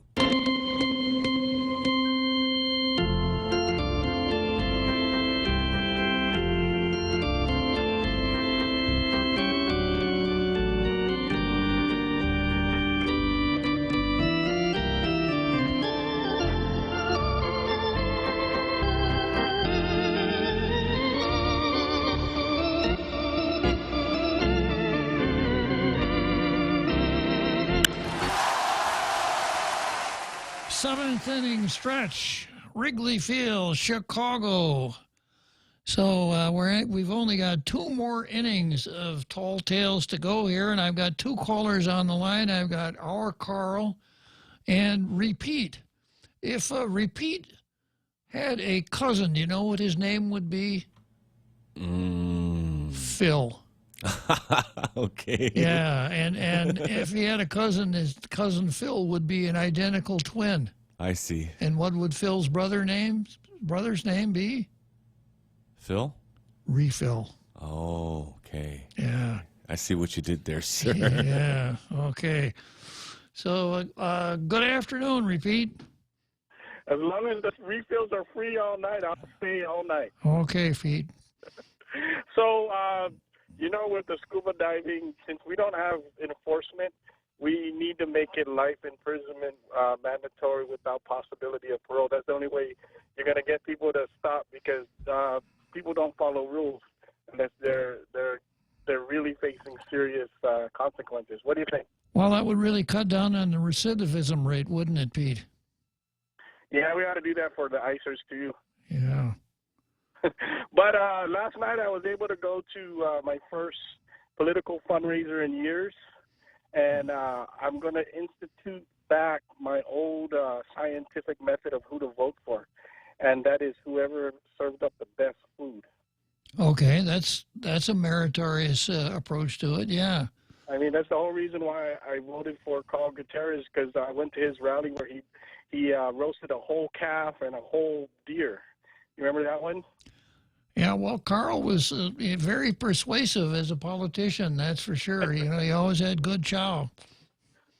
But the last point I wanted to talk about, Uncle Bob, with you is, I think, a conversation that you might find interesting, but also might not like. I was talking about this whole coronavirus thing with some friends, and I said this is Mother Nature's way of, you can never beat Mother Nature. You can always try to beat Mother Nature, but Mother Nature is always going to win in the end. So about 1,000 years ago, life expectancy for human beings was what, about 30 years? Mm-hmm. And then with the advent of technology and medical science and tools and farming and all that, our life expectancy grew, and now we got people that are in their 90s and 100s and 70s. And so Mother Earth is saying, hey, you know what? Stop that. Knock that off. It's time for all you older folks to go. That's an interesting point. Historically, you're absolutely correct that as the population of the world would increase up to a certain point, and then a pestilence or a war or something like that would come along. Or a natural disaster, an asteroid. It would take the population back down, yeah. Yeah, so this is just Mother Earth doing her thing, and we can't do nothing about it. Well, I'm going to try to do something about it. As much as it's something I have to deal with whenever I'm out in public. Everyone wants to rush up and shake my hand. Being a celebrity and everything like that. I'll just have to kind of hold up my hands and say, sorry, folks, I can't shake your hand because of coronavirus. I know I'll break a lot of hearts that way, but it's just something I'm going to do for self-preservation, Real Joe Cruz. Repeat. repeat and refill. All right, Uncle Bob, I just wanted to share those points with you, and I won't tie up the line. Good point. Very good point, Repeat. Thanks for calling. All right, and go get some food and see who you're going to vote for. I'll do that. Thanks. Okay, and then we have our Carl chiming in. Good afternoon, our Carl. Hey, good afternoon, Bob. Yeah, I just wanted to comment that this law strikes me as punishing 100% of scuba fishermen for the sins of a small minority. And it is really discriminatory against people who are older and need scuba gear. As one of your you're reading about one of the people's comments, I think in an article in the newspaper, that they had scuba dived for many years, but they're getting older and they need scuba gear to make it even possible to spearfish. When I was a teenager, I had a friend of mine who was a lifeguard, and he taught me how to swim actually when I was 18. And him and his family had a home down by the beach on Tumont Bay, and he used to take me out fishing with the long net, the Tekken, and then he would sometimes he'd take me out at night over the reef and to go reef fishing using Hawaiian sling. And let me tell you, anyone that thinks free diving is easy, it is really hard. I was just pathetically trying to get down, a few feet and failing miserably. And I'd look down at my friend Joe, who was a really great athlete, a runner and everything. And he was down like 25 or 30 feet below, free diving, and catching, all kinds of fish. He could catch all the fish he wanted, because he was an excellent fisherman. But, there's really, that really limits who can go fishing at all if it's just purely free diving. Because there's only so many people that have the lung capacity and the body strength to go down where those fish are. And so that just completely punishes people who, for whatever reason, maybe age or just not having that muscular strength, they want to catch a few fish for immediate family, maybe a few close friends, maybe have a little barbecue at the house. And now they're being told, no, you can't do that, because if they can't use scuba and they don't have the strength, the lung capacity to go free diving, they're out of luck. So I find the law really poorly thought out, and I just think it punishes everyone who scuba dives for the sins of a few, and I just think that's wrong. Well, Carl, I read this article here, and of course there are two items of vocabulary that really caught my attention. The first was Sabina Paris' statement that, let's see here.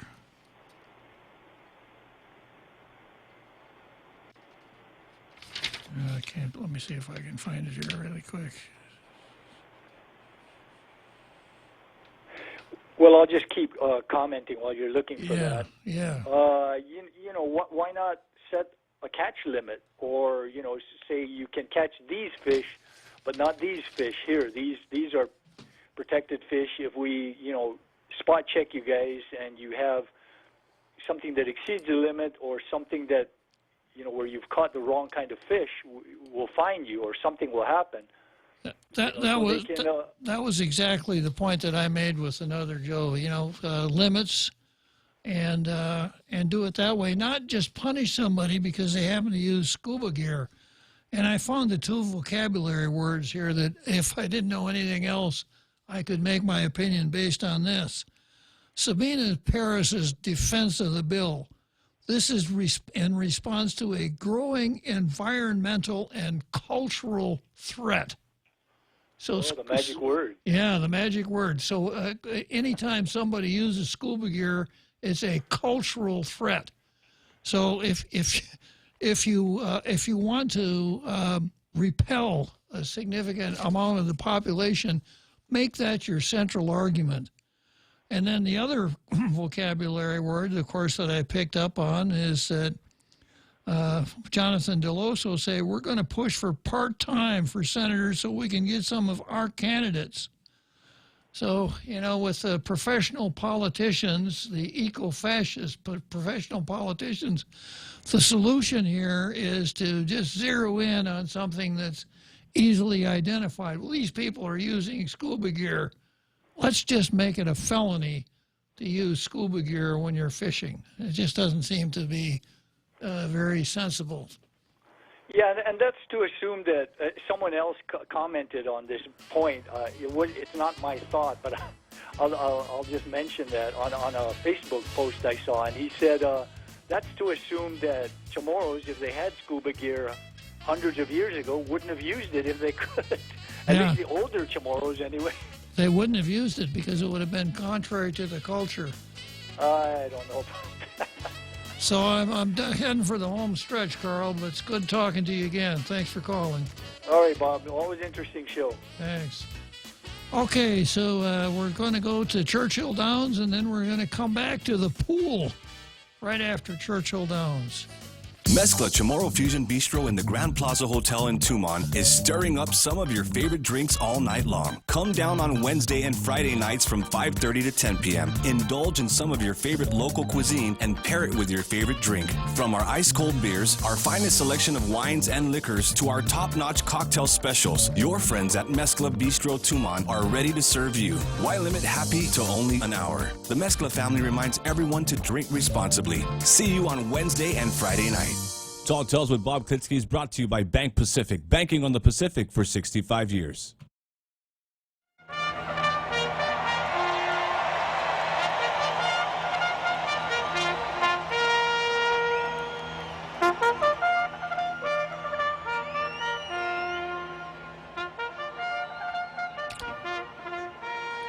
So here we are, Churchill Downs, Louisville, Kentucky.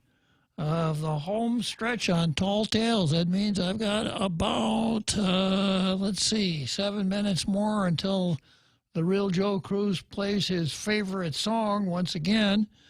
And up until that time, I think we'll pool our resources. So good afternoon, Dr. Tom Poole. Thank you, Judge. Sorry, I didn't get to hear all of the earlier talk on this. I was in class. But I was listening to what your Carl was saying, and I just never disagree with Carl. He's just such a smart guy. But this time maybe a little bit, because I know, I have a boat and I'm out in the ocean a lot, and we really just had to do something, because it's just been devastating what's been happening to our reef fish. And so I really am glad the legislature did something that I'd really sort of hoped that they would do, that maybe would have finessed the complaints that you and Carl have had, because I was really hoping that they would ban the sale of speared fish. That allows the subsistence guys to continue to take fish, and I think we probably could have accomplished the same thing, because the ones that are really hurting it are the commercial guys that are going out every night, and you can just watch those fleet of boats pull out of the harbor every single night. And so I wish that could have been considered. Other communities have used that. And another thing that would help us is that if we would get our fish aggregating devices deployed, because we're authorized 14 of them paid for by the feds, and we haven't deployed any in 5 years, and I'm not sure how many are still on station out of the 14, maybe about 5 of them. And what that does is that aggregates, kind of the world's fish out there, where our guys can go and catch them, where we don't have to lean so heavily on our own fish, our reef fish. We can go out there and catch the world's fish. If we could just do that, if we could just get that done on a regular basis. Anyway, those were my points, Judge. Well, I need to find out a little bit more about You would say no sale of speared fish. So I'm assuming that free divers and scuba divers spear fish, correct? Yes, sir. So that would mean that there wouldn't be. Where would commercial fish come from then? Just those that net the fish? Well, sure. I mean, you can catch on hook and line or netting. There's not a lot of netting going on around here, but most of the fish that are at the co-op are for example, all the wahoo and the tuna and the mahi and those things. Those are all caught, and even the deep water snapper and things like that. Those are all caught hook and line. And so it's just the parrotfish mostly, the tapagai, the unicorn fish. Those are the guys that are getting speared and are getting depleted so badly. They go out and they get them at night scuba, and that sort of thing. And that's what's really, really hurting us. But, scuba is really only effective in a fairly narrow range, from, surface down to, 80, 90 feet, something like that. Your dive times get pretty low when you start going deeper than that. So all those deep water snapper that are 150 and 200 and 300 and 400 feet, those aren't scuba fish anyway. Those are all hook and line. I see. Well, that's interesting. I don't purport to have any expertise on this area, but the way this matter has been reported, it just looked like Senator Paris was just picking on one. No, I don't think so. One group of people. I don't think that was the point of this at all, in my opinion. I think that something needed to be done desperately, but if your thesis is correct, then these free divers are as much of a menace as the scuba divers, right? Well, I mean, yes and no. It takes a lot more skill to be a successful free diver. I was a free diver for a couple of decades, and it is harder to do that. The ones that are really sort of vacuuming the reefs are the guys that are going out there at night and they're shooting the sleeping parrotfish. Parrotfish make this little kind of mucus cloud around them, and they just live in that little cloud. It's really an interesting technique. It sort of protects them from sharks. It holds their scent in somehow. And these guys go out there and blast these breeding fish, the big fish that we need for breeders. And so it's just really pretty devastating. So that's what they're really trying to stop. And, I don't know how many old guys like you and me that are out there needing scuba to shoot fish anymore. We're really not a very big part of the problem. But the guys that are going out there in those little skinny boats every night, I mean, right now, right at sunset, they're launching. You can go down to the boat basin and see them pulling out of there, boat after boat, and they're going out there and they're night scuba spearfishing commercially. That's the problem. Well, I'm glad you called and laid it out for us, because I certainly would not have developed any understanding from what's going on by the coverage that I've seen in the papers or from Sabina Paris, who has a responsibility to sell her ideas to the public in general. So I thank you very much for the, as always, enlightening phone call, Dr. Poole. Okay. All right. Thanks very much, Judge. Goodbye now. So long. So that's pretty interesting, it looks like Sabina Paris had a solution looking for a problem, whereas Tom Poole laid out what the problem was for us. And once you understand what the problem is, it's much easier to find the solution. Okay, so I got about 6 more minutes here. I've got Francis on the line, and I've got Jesse on the line, so I'm going to take Francis first, and then I'll go from Francis to Jesse, and from Jesse, I'll go to the movies. Good afternoon, Francis. How you doing? You doing great. All right. Can you hear me? I can hear you fine. We're gonna come up with laws that and enforce this scuba thing.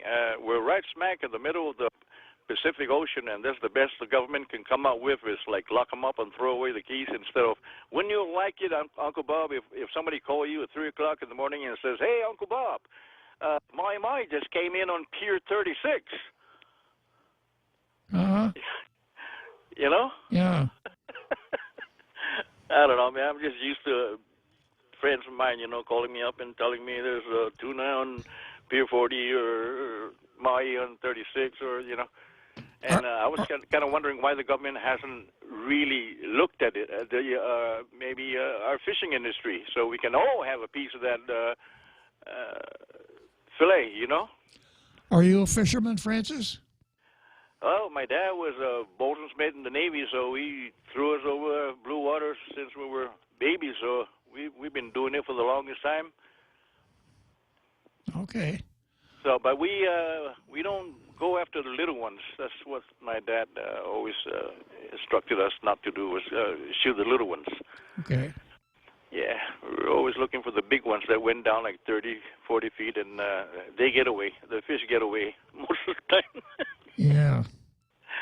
So anyway, I was kind of hoping that, instead of all this enforcement, maybe they can start coming out with, if they want solutions, why don't we find a way, to get our fishing industry going, so we can all prosper and enjoy the fruits of this right smack in the middle of the Pacific Ocean.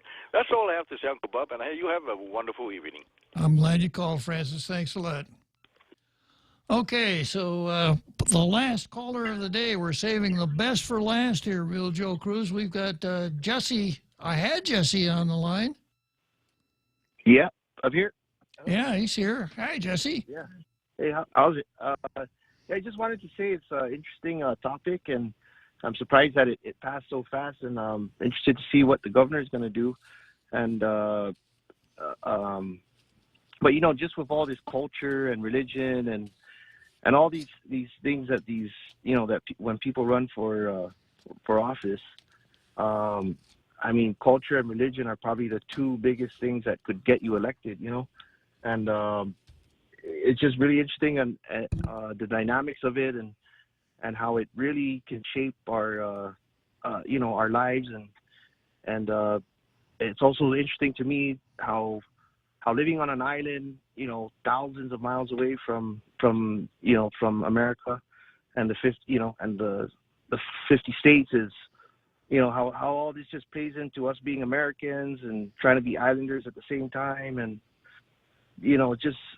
it's really a real thing to see how this all plays out, and the other part is people that follow the law and do things responsibly, but get punished because of the few. And, we see that going on in our society all over the place. And it's just a really interesting topic, and pretty glad we're hearing a lot of sides from it. And I just wish we could hear more from the people who are actual fishermen, because I see where these scuba people are coming from. And you made a good point that, if you're using a lure, does that give you an advantage over the person that's using like a live bait or whatever, So just a real interesting discussion, and especially how Sabina Perez and Kelly March-Teitzno and all these other people who use sustainability, culture, and, I think the people that vote for them are really the ones that gather their supporters and really get these people into office, versus like the guy who said he's going to have to round up his people, and so I just think it's a real interesting thing again, to get people to understand that it's really important that you go out and vote and really do your homework on who you're going to vote for, and what are the issues. Yeah, we're very fortunate to have tall tales, aren't we, Jesse? For sure, yeah. Thanks for calling, Jesse. See you later. Okay, all right.